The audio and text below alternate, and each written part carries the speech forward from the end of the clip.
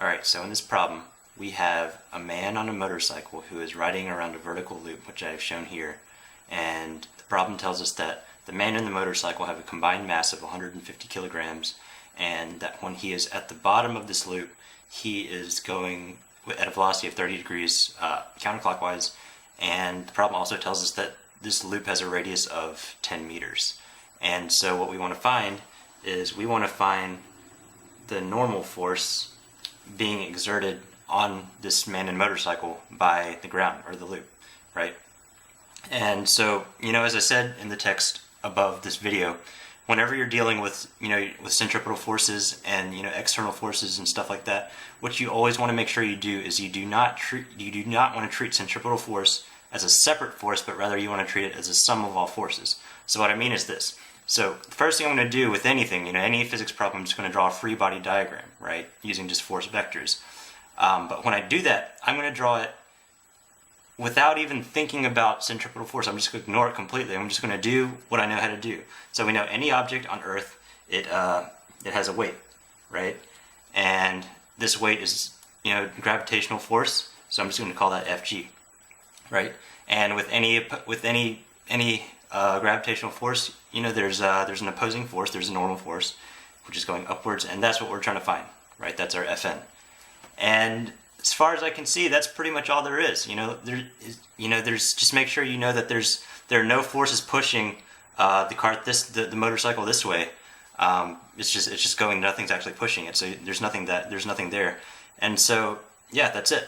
And so another thing that that I mentioned above this video is that whenever you're dealing with these things, it's a really good idea to treat the direction of the centripetal force, in other words, the direction towards the center of the circle, as positive.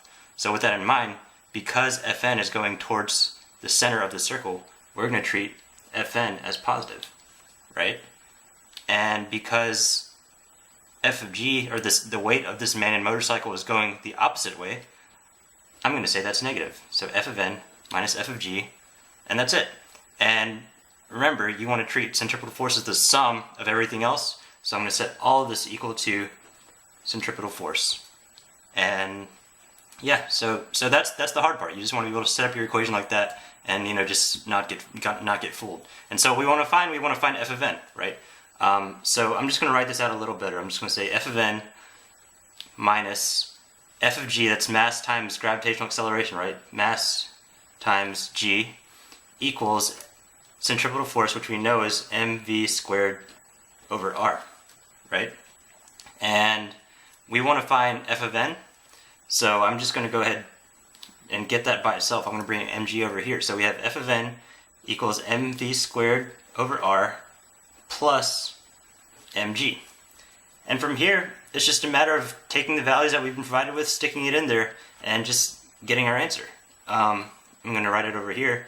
So we have f of n equals m, which is 150 kilograms, times v squared, where v is 30 meters per second squared, over our radius, which is 10 meters, plus 150 kilograms times gravity, which is 9.81 meters per second squared.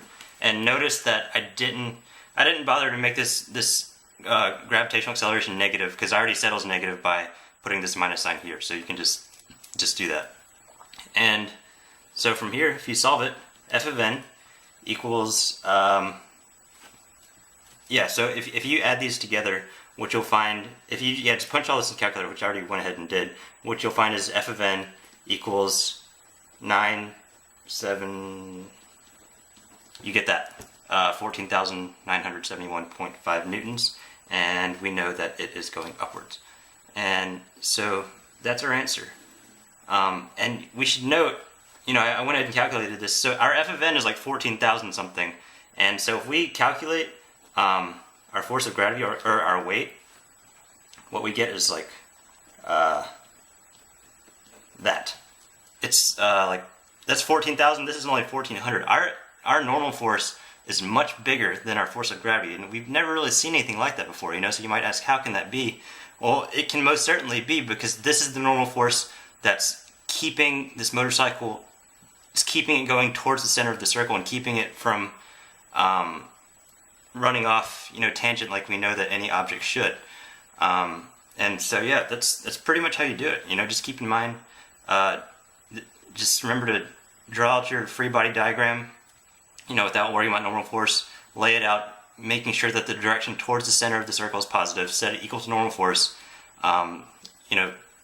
And really just plug in your values and solve for whatever you want, and that's how you do it.